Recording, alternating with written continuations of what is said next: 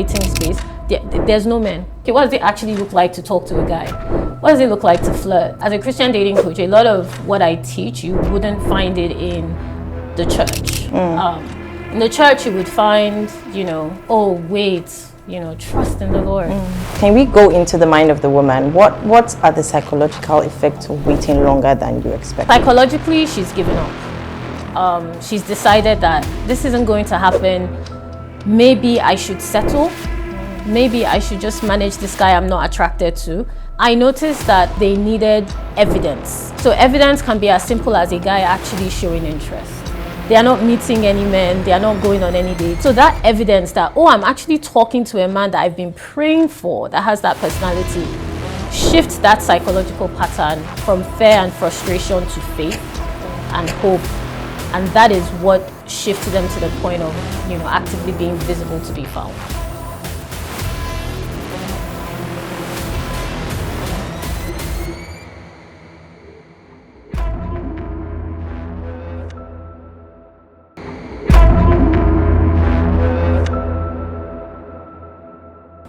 This conversation is for every Christian woman who needs it right now. You may be in your season of waiting. You may be thinking what's going on. Or you may just be stuck. Or you're good. This conversation is for you. I'm here with the amazing Tolu Falode. Hi, Tolu. Hi, Dami. Thanks for coming. And let me just let you know a bit of who Tolu is. Tolu Falode is a Christian dating coach who helps bring high-achieving women of faith to build intentional relationships that lead to marriage within a year. I mean, that's great. Thank you. With over a decade of experience, she has guided thousands of women to break unhealthy dating patterns, very, very, very important, heal emotional blocks, and attract aligned, committed, Christian-ready partners. Her work blends practical dating strategy, emotional intelligence, and faith-based principles to help women date and marry right. Welcome, Tolu. Thank you, Dami. I was blushing a bit, but yeah, that's what I mean, do. Over a decade of experience, so that means you must have a lot of people that you have helped. I have indeed, yes. And you must be very proud, I'm sure, to see, your work. Because this is something that's physical. This is something that you actually see happen. It's tangible. You see it physically. So it would definitely make you feel so happy and so glad. Honestly, it does. As you were just saying that, I'm just remembering my clients that come to me confused. They get married, they have children. Just seeing them, the full transition is truly an honor. Thank you. You're welcome. So this kind of path on your own lane is a very, very deep one. And when we discussed, you said you've experienced, some sort of loss, like deep sense of loss. So how did grief and understanding really get you through to this path and deal with relationships and healing as well? Yeah, so, grief is a huge part of why I started what I do. I lost my brother. It's been 12 years now. But the thing with grief is it never feels like time has passed. So after that loss, I was very much unclear about the next steps to take with my life. And that's where I found God, or would I say that's where God found me. And it was just interesting because as soon as, once you have a call, as we've discussed. That call, the call you can't run away from. You can't. So once you have that call, it's just a matter of how soon you respond. And because I was in such a grief-stricken place looking for answers, I responded quickly. I needed that clarity to be able to understand what it would look like for them to find an aligned partner. And it was nearly like, I would call it an anointed touch, okay? So I just found myself, talking to women, and through our conversations, they would get aligned and they would meet their spouses and they would get married. And it just struck me that, okay, this is interesting. There's a pattern here. So I decided to follow it, and that's how I started this work. Yeah. I'm glad that you were able to say that you found a pattern. That means there's something that you saw that you could use over and over, and a system that could work for you you know, us as sides being called, you know, using the tools that you have in order to solve problems. Yeah. You know, so why women? Why help women wait? You know, women in waiting. Why help women wait? What did you see that, you know, a woman listening today or watching today can understand better? Because I understood. So I like to say that as a Christian dating coach, a lot of what I teach, you wouldn't find it in the church. In the church, you would find, you know, oh, wait, you know, trust in the Lord. Soon it will happen. Very vague. And the truth is, the women that have been waiting and trusting have been waiting for decades. So I saw that pattern and I didn't see any answers. And the way my brain works is to look for patterns, like you mentioned, and look out for systems. And I was like, okay. So I went back to the Lord. I went to the Holy Spirit, and that's how Fan the Flame, my Instagram page, started. And I just found myself called to women. I work with men, but my calling, my heart was for women to settle and break generational patterns. So they were usually women that came from broken homes, that have gone through some form of divorce, single mothers, dealing with a real brokenness and stagnation and separation from society. So that is the pattern I saw, where they didn't have answers. They waited, they trusted, but no man knows, nobody serious. So that is how the system that I put in place to help them firstly become visible to men. Like, okay, what does it actually look like to talk to a guy? What does it look like to flirt? What does it look like when a guy is not just interested in your body, but interested in your personality? You don't find those conversations in the church. So I took that system and I noticed that as I was leading women to learn how to flirt, talk to men, go on dates, they were getting in relationships and they were getting married. Yeah. So you were receiving the great results that you wanted to have. You know what, can we go into the mind of the woman? What are the psychological effects of waiting longer than you expected? Because I know as women, we have a life goal, like this is what you're saying, you have in your mind, okay, by this time I should be married, I should have kids, or in any other, you know, waiting period of your life. So what's like the psychological effect and the essence of it? You know, what's going on through her mind right now? She's dealing with a lot of bitterness. She's dealing with a lot of frustration. She's dealing with broken expectations. So psychologically, she's given up. She's decided that this isn't going to happen. Maybe I should settle. Maybe I should just manage this guy I'm not attracted to. And unfortunately, a lot of women have trodden that path. I know because they've also come to me saying, listen, I was told by my mentors that the attraction will find me in the marriage, but it hasn't found me. So I noticed that psychologically they needed evidence. So evidence can be as simple as a guy actually showing interest. Evidence can be as simple as talking to men, because a lot of women in the waiting space, there's no men. They are not meeting any men. They are not going on any dates. They haven't been on dates in years, like 3 to 5 years plus. So that evidence that, oh, I'm actually talking to a man that I've been praying for, that has that personality, shifts that psychological pattern from fear and frustration to faith and hope. And that is what shifted them to the point of, you know, actively being visible to be found. And wow, that's really deep. I want us to move on to one of the things like you said. You said, you know, there are some women who have been told that, you know, the attraction is going to grow, and you've seen this in your clients. So what do you say to the women who are struggling right now, who are in this particular position, who are struggling in the attraction? Because it's very important. It's an element of marriage. You know, what would you say to them? How do you handle this issue with your clients, and what kind of advice would you give?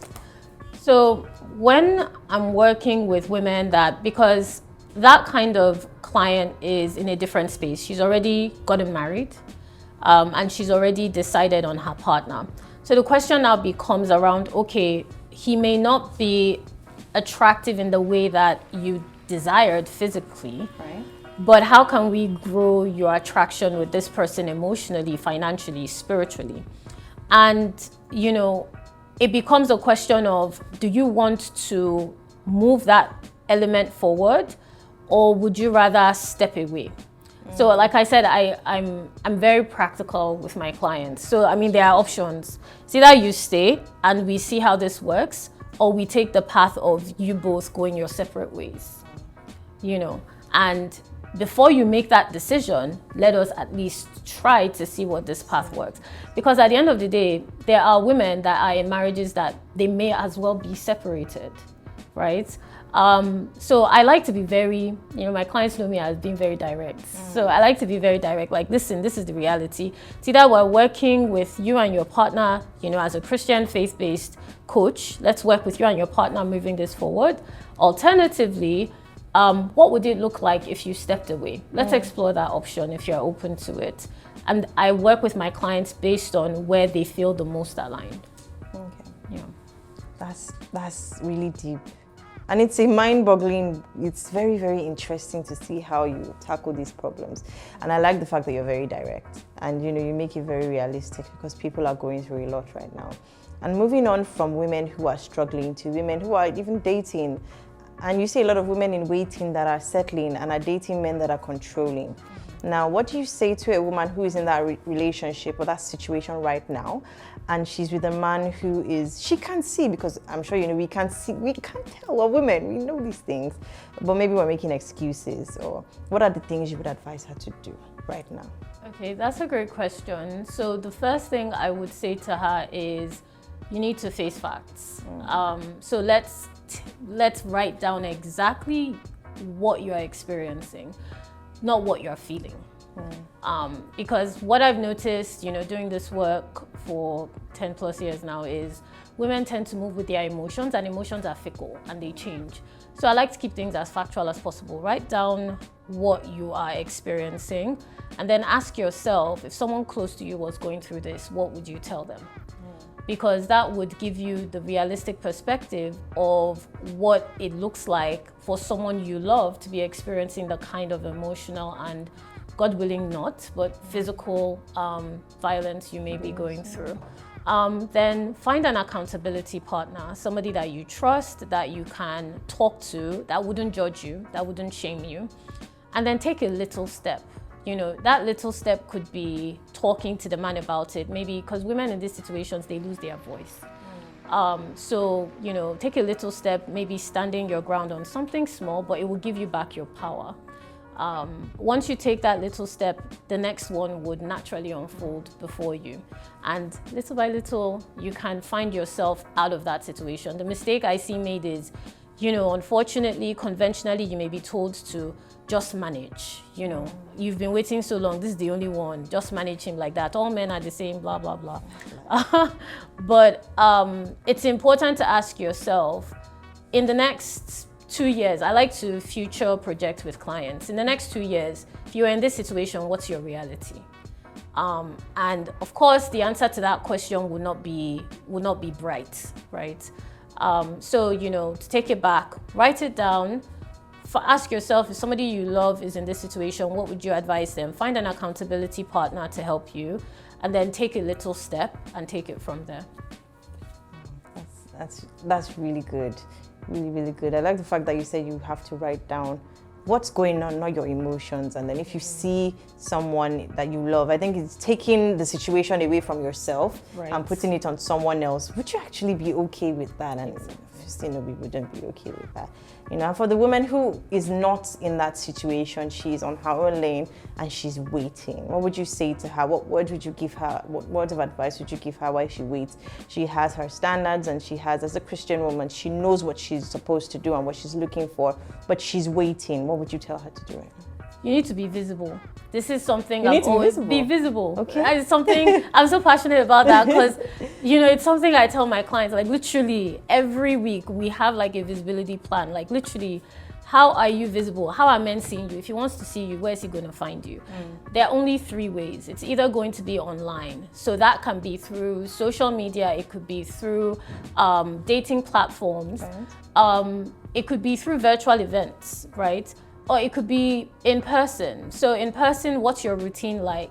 Do you interact? Because women, we go to spaces, we keep to ourselves, and then we leave. You need to interact. Even if it's one person, that's one more person added to your network. Then finally, it's family and friends. So you need at least 2 of those 3 actively showing you visibly.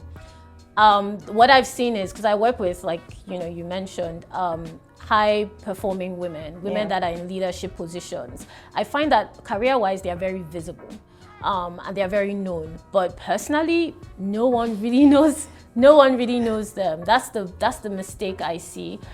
So the first step is use your visibility personally the way you've used it professionally. So ask yourself, do I want to do it online? Do I want to do it in person? Do I want to go through for family and friends? What's the easiest way for me to be visible? Because as soon as you're visible, you're going to start seeing more options of men that you meet, or men that potentially suit what you have been waiting for. The problem I see with just waiting, unfortunately, the way it has been put out there, is just wait and hope. The man will land in front of your door. Come into your bedroom. He will come into your bedroom, land in front of your door. He will just miraculously say, "I'm your husband." Which, if that happens, thank you. Run. You need to run as quickly as you can.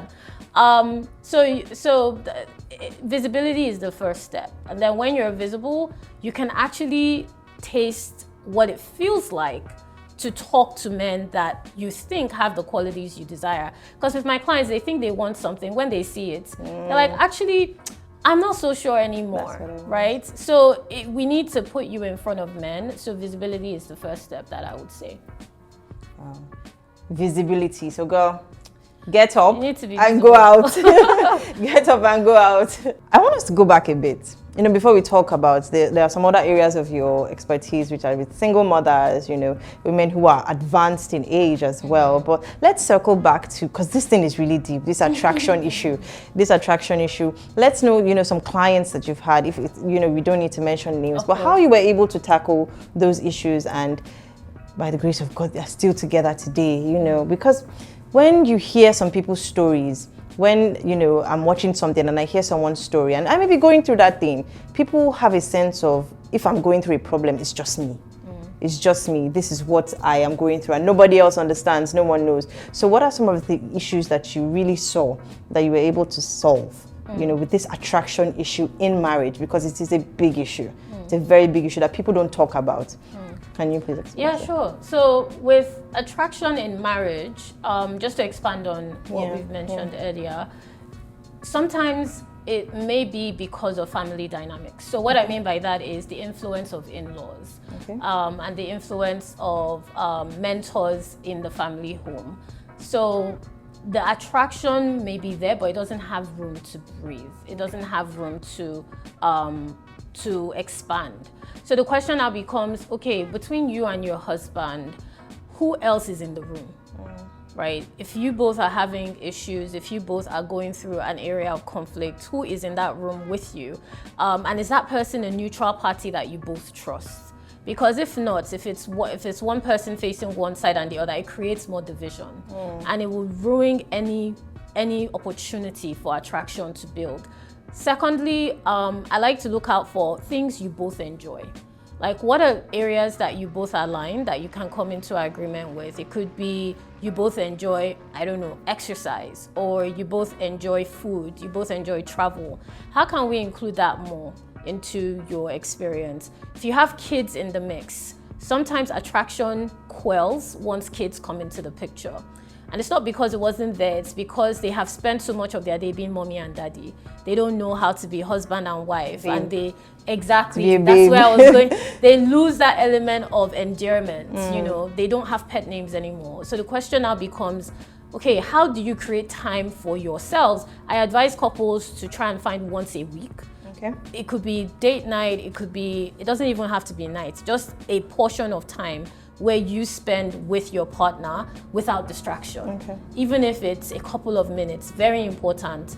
And like I mentioned earlier, if you have made that decision and you've married somebody that you're not physically attracted to, that this, all I'm saying is not the problem, then the question now becomes, are you willing to stay in that marriage and make it work to the best of your possibility, which again, very direct, is going to be limited in terms of, if you were with somebody that you genuinely feel attraction for, it would naturally be an enjoyable experience.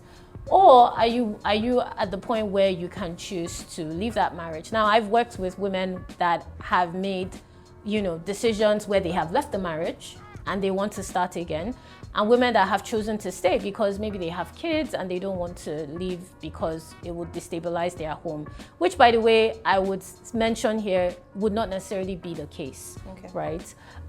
So then it just becomes your choice. So which direction do you want to face? If you choose to stay with your partner, be willing to know that it's going to take time to find an even ground of attraction. But there are scenarios where couples have come together, have not been physically attracted, and have found attraction. And if you've chosen to go your separate ways, count the cost. So not only the emotional cost, the financial cost, and understand if you do want to settle down again, you are back in the dating scene, right? You have to start being visible again. Exactly. What would you say directly to the woman who decided she was going to leave, the divorced woman, who's watching right now, feeling okay? Is she ever going to actually get back into that game again? Or the single mother who life is lifing for her? Right. What would you say to her? How do you handle clients in that particular situation?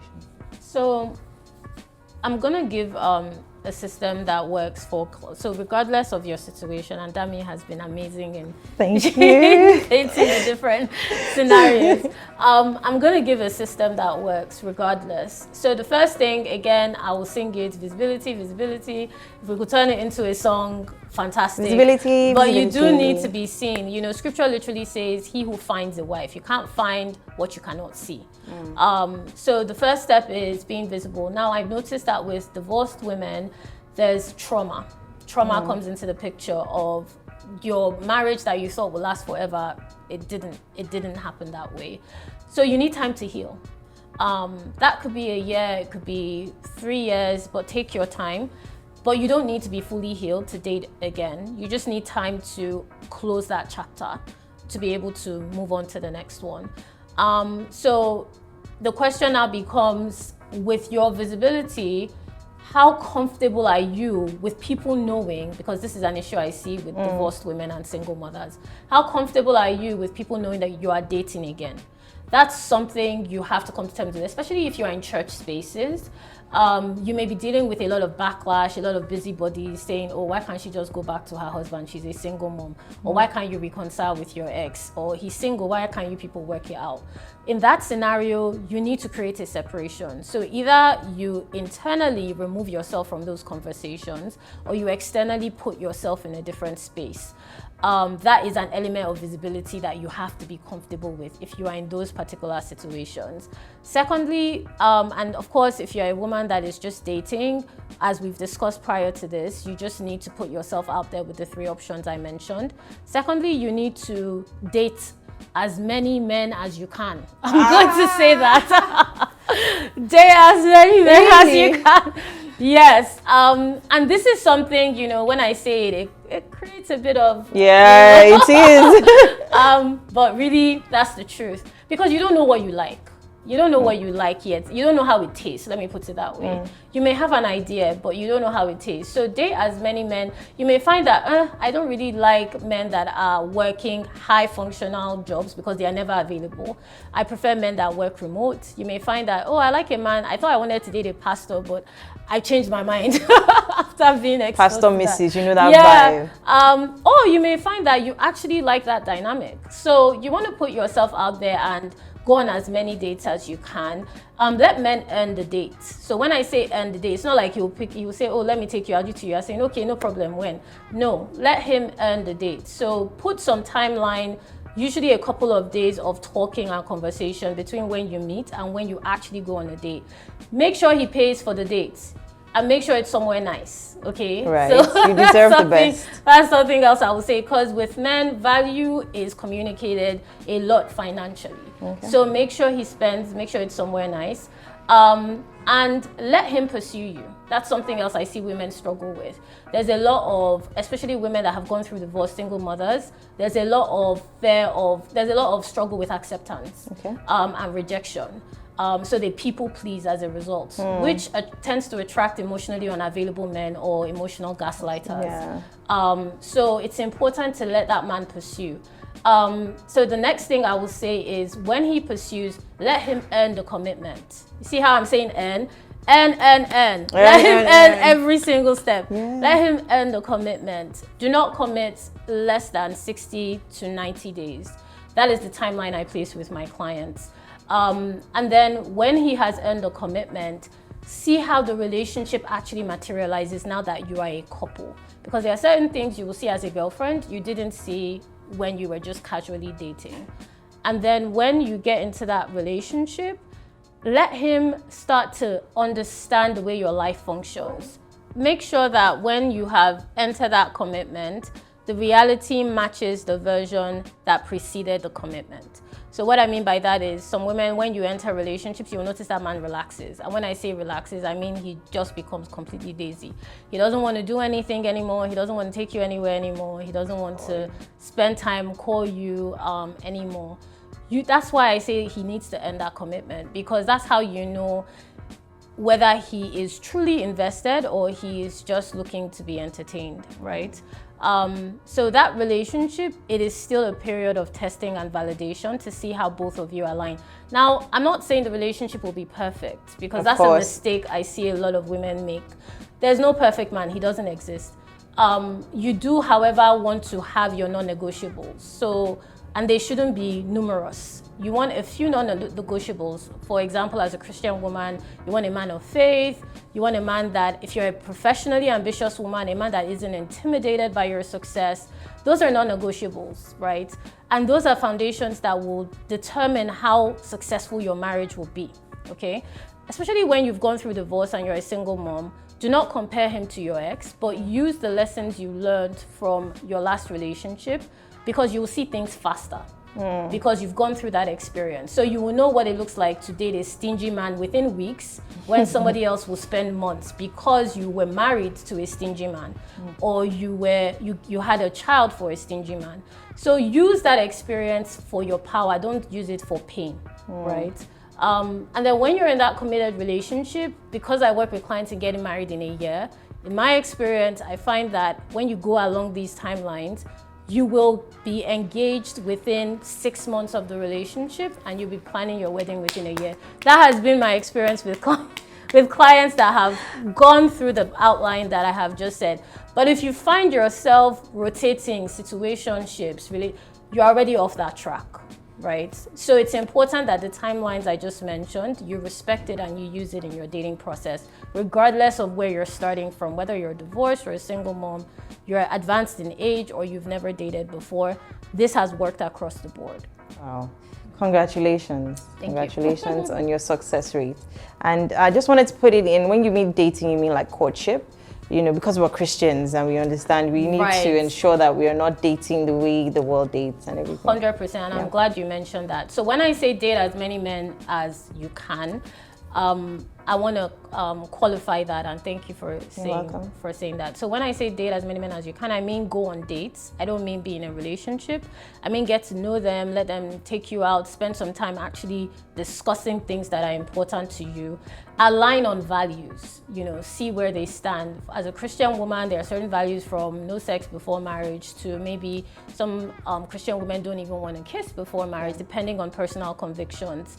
But also financially, see how they align. Are they comfortable spending money? Are they comfortable with you earning more? I'm not saying disclose your exact salary. Please don't go and tell people how much. That's not what I'm saying. But you can learn a lot if you say that, okay, I work in the tech industry. I'm a senior manager in a tech institution. There's a very good idea of, okay, you are probably financially well off, and use that as well as data gathering. This is something I teach my clients. Always don't ask a man directly, how much do you earn? Don't ask him those kind of questions. Find out from his lifestyle you'll be able to find out how much he earns, pay attention to the way he carries himself, how he spends money. You can get so much information by just observing. And that will be able to let you know if this is somebody that's aligned or not, because men can lie, okay? They can lie very well. And packaging, we would call it packaging. They can, it's not packaging, it's a lie. Oh, you're very direct, so we have it. Packaging is, you are telling, you are packaging the truth. No, this one is a lie. Like, what you see is not what you get. What you see is not what you get. So you have to become very skilled at having conversations that will allow you to know from his behavior if he's telling the truth or not. Because I've seen this again in my work with clients, and I've taught them to pay attention to his, his personality and the way he's showing up. Now, this is not to say there are no good men. I want to be very clear. My clients are married to Christian men. I have clients that have been married for years. And have happy homes. But this is the path that will get you to that kind of man. Yeah. Right. Thank you. Thanks so much for sharing all these tips with us. This is like a time capsule of a lot of things we need to break into seasons. But what does success look like to you, Tolu? When you sit down, what does success look like to you? Success looks to me like, as a Christian woman, it looks like doing what God has trusted you with. Okay. In that season, and it will change. When I first started this work, it was just a word, and the word was, just help this woman. I remember specifically, very vividly, when I knew this was a call for me, I was having lunch with a friend that I hadn't seen in years. Okay. And as God will have it, she started talking to me about a man she just met. And I don't know how God had told me earlier in the day. I don't remember, but I remember that moment very vividly being a conviction that this is your path and this is what I've called you to. Now she's been married, they're happily married, and they have a stable, happy home. So I would say success to me looks like doing what you've been entrusted with and doing it well. Yeah. Right. Haphazard work, No, doing it well. Let the Lord know that what He has placed in your hands, you are like the parable of the talents. It multiplies. You don't hide it. So that's the summary of what success is to me. Thank you. Thank you so much for joining us today. My pleasure. Thank you for having me. We need to have more of this. Thank you for having me. I feel like we need to break this season down into, for the single woman. Yeah, it's a lot, but it is real talk, and this is what we love, the fact that we get to give back and we got to get so much information and so much impact and value from you. Thank you for joining us. Thank you for having me. I love being here. You're welcome, and thank you for joining us in today's episode. Until next time, don't stop walking on your own lane.